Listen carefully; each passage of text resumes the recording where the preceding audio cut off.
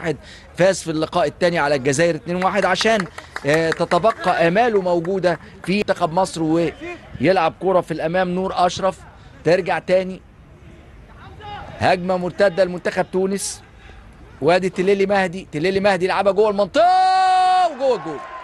ده كلام. هدف مبكر جدا جدا جدا عن طريق أنيس سعيدي يتقدم لمنتخب تونس، فريق بيلعب كرة سريعة. هدف مبكر جدا في الدقيقة الرابعة من اللقاء. شفنا الكرة من المهدي الأول أهو، بصوا مهدي بقول لكم لعيب كويس، عملها باس قصير كده إلى أنيس سعيدي. أنيس يحط وش رجله الشمال، يحطها وش رجله الداخلي كده، يحطها في البعيدة على يسار حارس مرمى منتخب مصر عمر عبد العزيز، وهو قبيل كراي رقم 2، وجناح مدافع ايسر هو رقم 15 مهدي تليلي. لعبت الكوره جوه المنطقه جوه جول يا ولد يا ولد يا ولد يا ولد يا ولد يا ولد بلال عطيه، يا ولد يا ولد يا ولد، بيجيب تاني اهدافه في هذه البطوله من الصبح. احنا جاي 14 يا في وقته الهدف بلال عطيه. بص الكرة ملعوبة عرضية، يا سلام، بلال على طول حط بضربة رأس في المرمى. يا ولد يا ولد يا ولد. في الدقيقة 17 يتعادل منتخب مصر، ومرة تانية بقول لكم لا بديل عن المكسب، يعني حتى هذا التعادل لا حارس المرمى عمر عبد العزيز،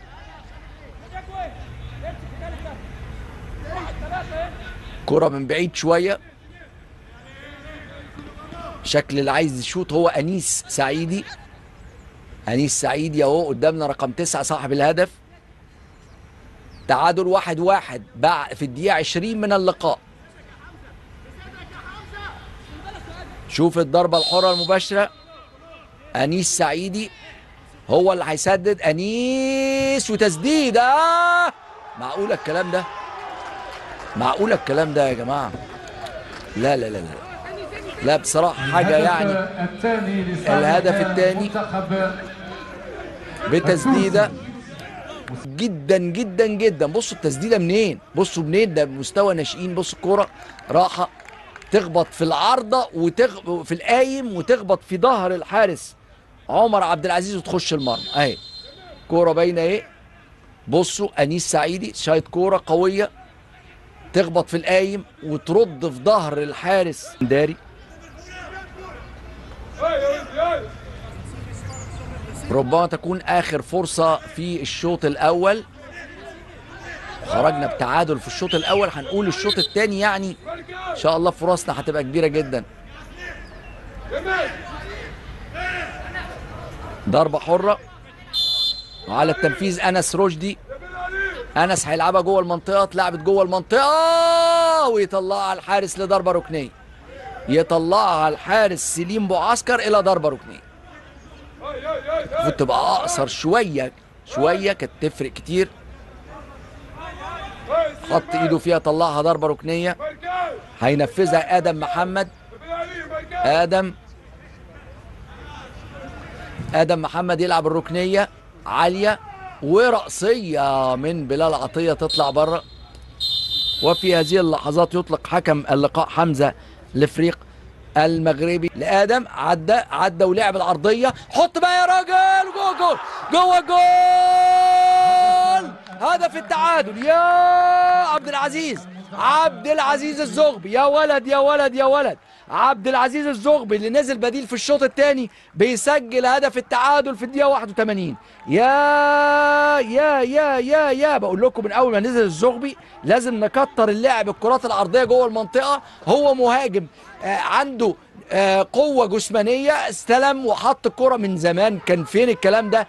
احنا جات لنا 5-6 كور بنفس الطريقة ديت ولم ننجح في التسجيل، لكن عبد العزيز الزغبي حط الكرة على شماله وسدد على طول في الزاوية البعيدة يسجل هدف التعادل. يا رجعنا لهدف التعادل. حطها الزغبي قدامه، يصلح مرة تانية في نص الملعب الى عمر العدوي في اليمين، عرضيه جوه جول يا ولد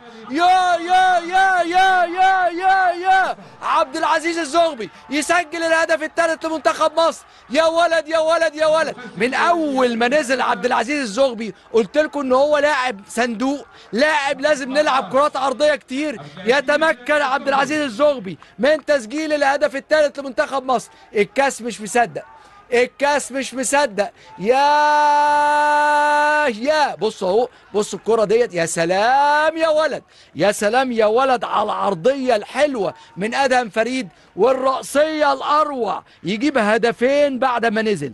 يا على الحلاوة والجمال. هو ده، هي دي الكورة، هي دي الكورة يا جماعة. يا ولد يا ولد يا ولد. بدأ البطولة أساسي لكن ما كانش موفق في مباراة المغرب اللي خسرناها 1-5.